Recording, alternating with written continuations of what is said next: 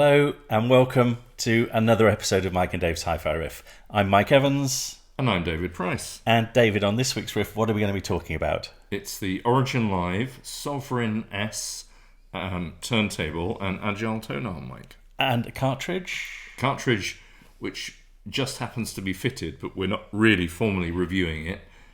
Maybe we should do one separately on that. Is a Lyra Atlas Lambda.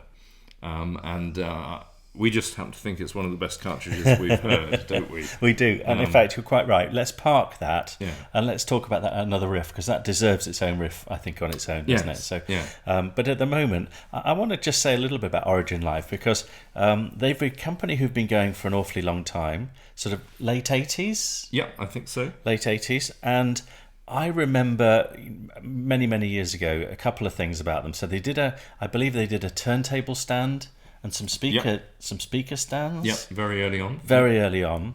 And I have to confess, and please forgive me for this, everybody, riffraff, I kind of lost track of them a little bit. I've been a little bit on the radar, but on the back burner for me. Yeah. And I'd never heard one of their turntables until, well, today. Yeah. So I've been missing out, yeah. Really, haven't I? Yes. So I came across them really. I mean, I know what you mean. I remember them advertising in I think it was Hi-Fi Review in the late 80s. Yes. I remember seeing an Origin Live ad. Yeah. But yes, it was basically system supports, wasn't it, of some sort? Yes. And then not very much happened. And then I remember what was called the Riga RB300 structural modification. That's right. They modded the Riga, didn't they? Of course they did. Yes. And they basically modified the end stub of the Riga, which Mark Baker from Origin Live said was, very suboptimal. It wasn't good enough. I remember reviewing one and thinking, my God, that's incredible. So it really did work. And from then on, I noticed he was doing DC motors. So a lot of those kind of Riga or Thorins belt drives with those kind of 24-pole AC synchronous, motors that were very common in those kind of decks back then, and still are now, actually. Also, I think the LP12 used the same motor as well. So he started doing DC motors, and again, I heard his modified motor package, and it made a big difference. Amazing, amazing. So, but it's a very interesting point, because what Mark did, was because he sold those motor packages, those motor mods, and people would send their decks into him to have these motors retrofitted. He had the chance to hear virtually every turntable on the market. Right, of course, yes. So he basically went on in the early 2000s, a kind of voyage of vinyl discovery. Yes. It wasn't like he was a novice or a newcomer. He's actually a naval architect. So he basically designs boats or ships. Warships. Actually. Well, I don't know if he did warships, but he lives in Portsmouth. He's based down on the south coast. Sure. If you're a naval architect, you need to understand, stresses, materials, rigidity, solidity, resonance, all that. Of course. And that actually translates to turntables really well. Yes. So, and you've met him a few times, haven't you? Yeah. And he's a very sort of considered guy.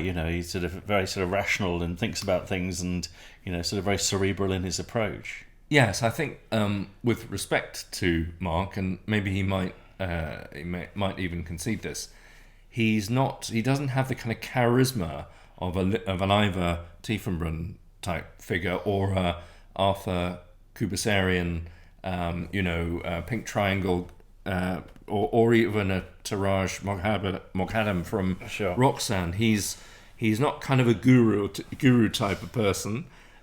He's not a kind of great salesman like Anthony Michelson was. Yes, yeah.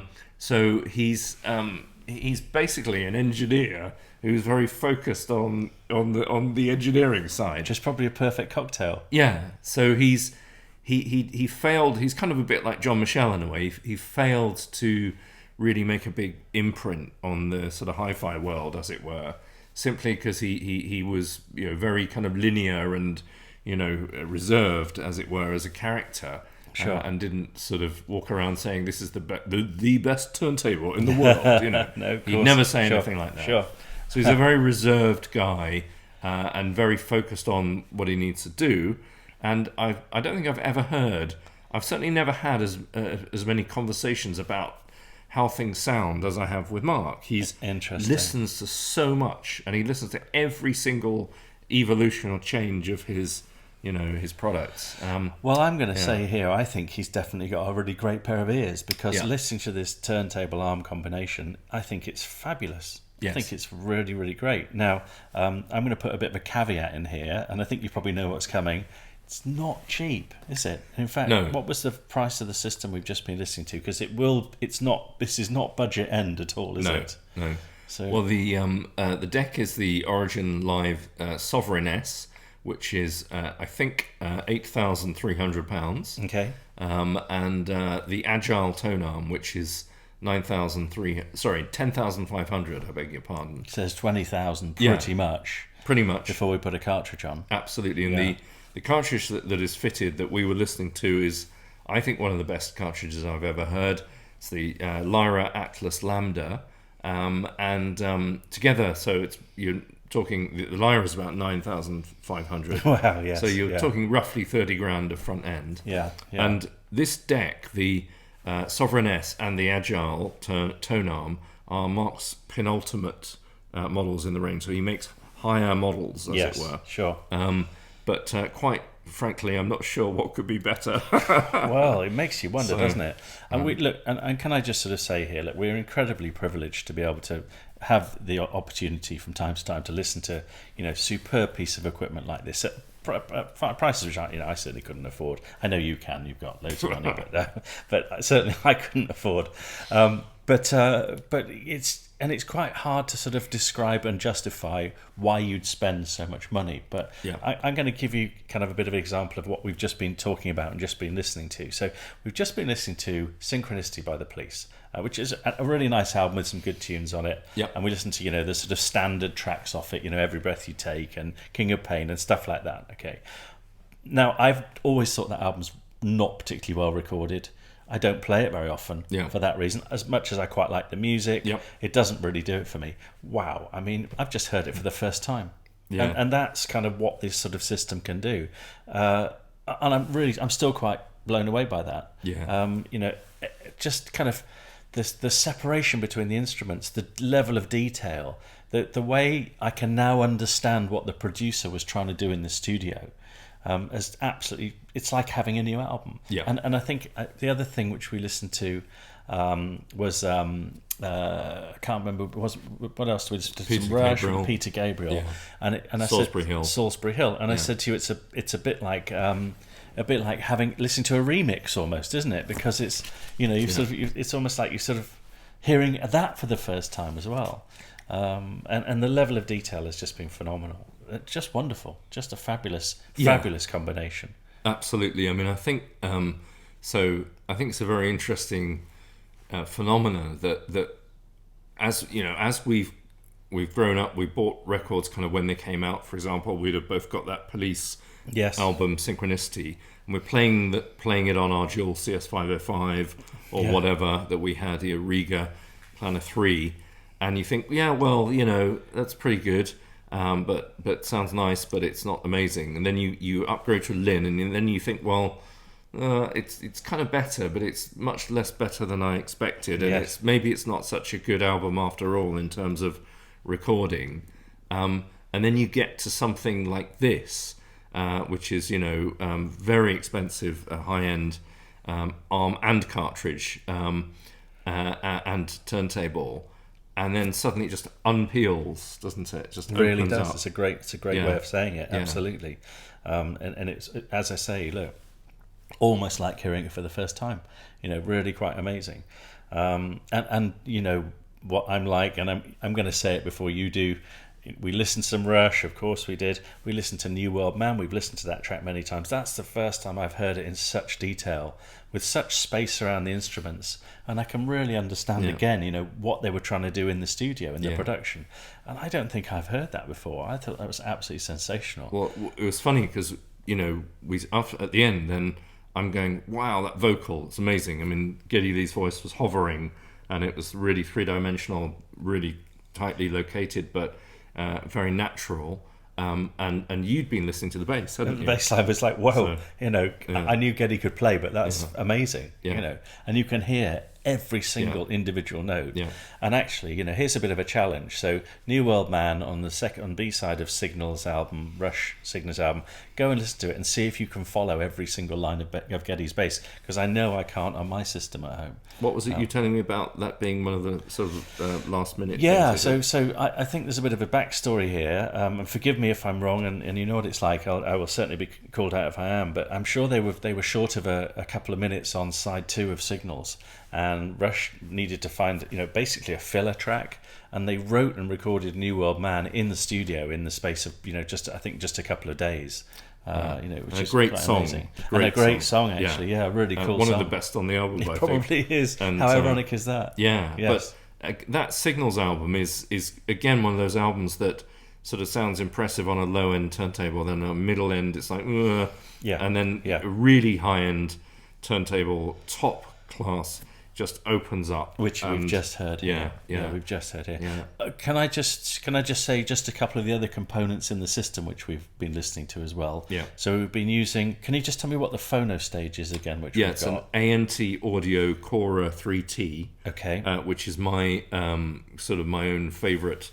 It's a 3T SE actually. It's one of my favorite phono stages I've ever heard. Sure. So I reviewed loads of them with Hi-Fi World and Choice. And this is amazing. It's not available anymore, but was about £1,000, made by Alex Nikitin, who worked for Creek and did some of their great Creek stuff. There we are. So it's kind of like a sort of super dream version of a Creek phono stage. And phono stages aren't the sexiest things to talk about, are they? But this makes a really lovely sound. And it's got 3 transistors only, which is why it's a very simple circuit. Amazing. Super detailed and very neutral. And then we were using my Sony TAE86 preamp and TAN86 power amp. From 1979. From 1978. I beg your pardon. Sorry, Sony. And never serviced, so still as it was. Amazing. And then the Kerr acoustic K200s, which I'm sort of liking more and more. We had Jez Kerr in, and we've been chatting to Jez Kerr, and we've done a riff with Jez Kerr. But we're still listening to his speakers, and we're still loving his speakers, and they really are quite something. And in fact, your NS1000s are still not in your listening room yet. They're still not back in place. Being replaced by the Kerr acoustics.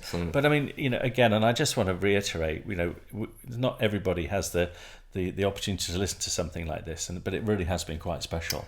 But what's a beautiful turntable, aesthetically and the way it sounds, it's just fabulous.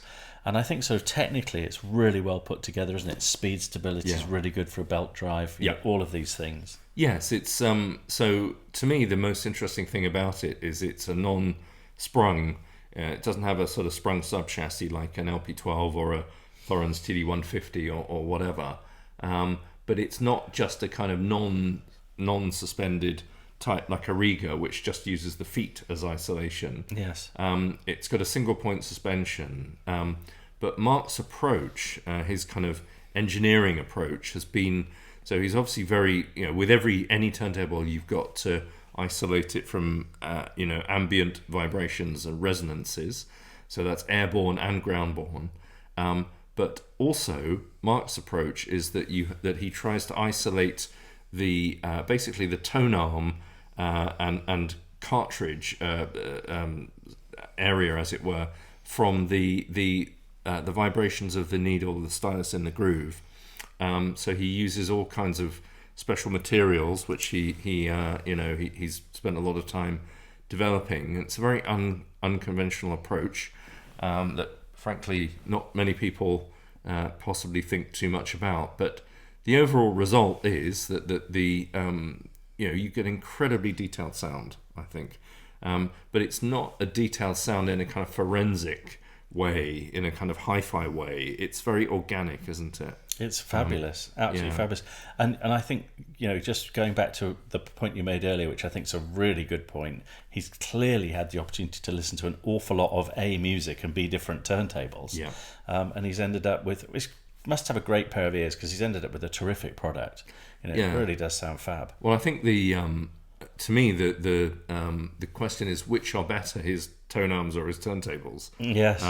So I've heard the predecessor to the Agile I had in my on my Marantz TT1000, and it sounded amazing, sounded awesome. With a Lyra as well? Yes, with a Lyra Titan I, and that was one of the best turntables I've ever heard. Marantz, the Origin Live Arm, and the Lyra sounded incredible and fantastic, and maybe slightly more hi-fi than the Origin Live Sovereign S turntable. But the point is that his tone arms are superb and his turntables are superb. Together, they're really special. They have a very kind of organic sound that it's not as forced as some kind of high-end turntables can be. It's not as hi-fi. You just kind of end up kind of forgetting about the turntable and just listening to the music. And there's a huge amount of detail, but it's all strung together rather, in a very kind of natural way. I couldn't agree more. And I think that Peter Gabriel track, Salisbury Hill, was a great example of that, because there is so much going on in that record. There really is, and from start to finish. Yes, and you never know it if you have a Riga or a decent £1,000 or £2,000 turntable. It's just the drums playing all the time. Yes. The recorder playing almost all the time as well. Do you know, on a cheaper system, it sounds like that kind of Phil Spector wall of sound. Yeah. Rather than actually being able to pick out individual instruments and musicians playing and vocals, and you said about the recorder, that recorder goes all the way through the song. It doesn't end. And actually that's quite hard to spot on many systems, isn't it? That really is quite something. Yes, it's an awful lot. And the kind of guitar riff towards the end is a big one that you always spot, even on a kind of bog standard sort of record player or CD. But that has less prominence here because there's so much more that's going to come out of the undergrowth. So you don't lose sight of any of the other stuff that's going on when that guitar riff's happening. Absolutely. Do you? It's really cool. So I mean, how does this compare then to its rival? Well, I reviewed the Technics SL1000R, which is the top Technics turntable now, with its a very nice tone arm built in into a plinth, and the motor unit also part of the plinth. So it's got a plinth, a motor unit, and an arm, and that's the SL1000R. You can get it separately as a motor unit as an SP10R. So the Technics is about the same money. It's 18 grand, I think, off the top of my head. And it's an amazing turntable. It comes in a massive crate. It weighs about 60 kilograms. And I know someone who's using the crate from that as a piece of furniture in the house. Is that you? No, if only. But that's a fantastic deck. It's the best. When we tested it for Hi-Fi News 4 or 5 years ago, it was the best measuring turntable Paul Miller had ever measured. Gosh. The second best ever being my Marantz, by the way. Wow. But it's incredible speed stability, amazing strength, really architectural sound, loads of detail, etc. I would say, I can't do I can't make a serious comparison because I don't have the two of them together with the same arm and cartridge. Sure, of course. But I think the Technics is slightly less musical. It's less kind of natural and organic sounding, and maybe sounds slightly punchier and grippier in the bass, but tighter slightly. But it's kind of there or thereabouts. They're really close. Sure. And they're both amazing. They're both fantastic decks. It's kind of a Ferrari or a Lamborghini, which sports cars which you'd hope at that sort of money, really, wouldn't you? Yeah. You'd hope you're not going to buy a Lemon at that sort of money. Yeah. And we've talked about this quite often on Riff. If you get the opportunity to compare these products, if you're in that market, I think you have to try to do that. Yeah. But what I would say here is, just two things really. First of all, it's been an absolute privilege being able to listen to this lovely turntable cartridge set up through your system here with the Kerr acoustics. That's been brilliant. But if you are in this market, then you've got to shortlist this turntable. Yeah. You've got to shortlist it because it's just absolutely fabulous. So, many congratulations to the Origin Live guys. Yeah, absolutely. I mean, Mark Baker obviously hasn't lost his touch No. designing. No. And, they may not be the world's kind of trendiest and coolest brand. I think they're getting much more recognition now. But for a while they were kind of best kept secret kind of territory for a long time. I think it's a pretty trendy and cool looking turntable. Oh yeah, it's fantastic. I really love the look of it. I think it's aesthetically it's a real winner, isn't it? It's a showstopper. Yeah. So excellent. And look, let's do what we always do. Let's do a riffometer on the Origin Live and an ARM combination. Yeah. What are you gonna give it? What are you gonna award it? 9.5. Yeah. So, yeah. Sure. That's really the best I can think only of. because you don't give tens. And I'm going to do exactly the same. I've got to give it 9.5. It's a winner. It really is a lovely turntable. And thank you for letting me come and have a listen to it. We're back in Wiltshire, as you can see. Yeah. So thank you for that. And that's been a brilliant riff. So there we go. You heard it here first. Thanks very much, David. It's been brilliant.